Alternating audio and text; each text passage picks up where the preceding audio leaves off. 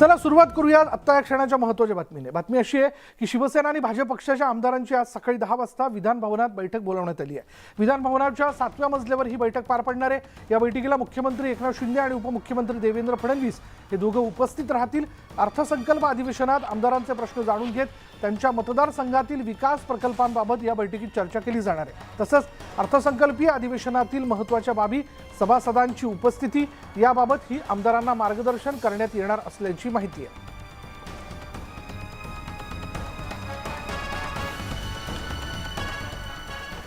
अधिवेशनाच्या पहिल्याच दिवशी मुख्यमंत्री एकनाथ शिंदे यांनी आपली ताकद दाखवून दिली।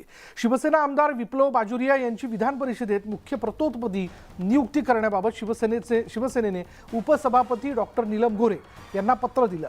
विधान परिषदेत ठाकरे गटाचं बहुमत असून प्रतोद नियुक्तीवरून ताबा मिळवण्याचा शिवसेनेचा प्रयत्न आहे। मात्र बहुमत असल्यानं शिंदेंच्या नेतृत्वातील शिवसेनेला जुमानणार नाही असा पवित्रा ठाकरे गटाने घेतलाय।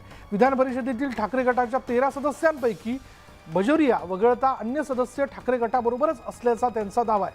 विधान परिषदेतील ठाकरे गटातील काही आमदार आपल्याकडे येतील असं शिवसेनेला वाटतंय।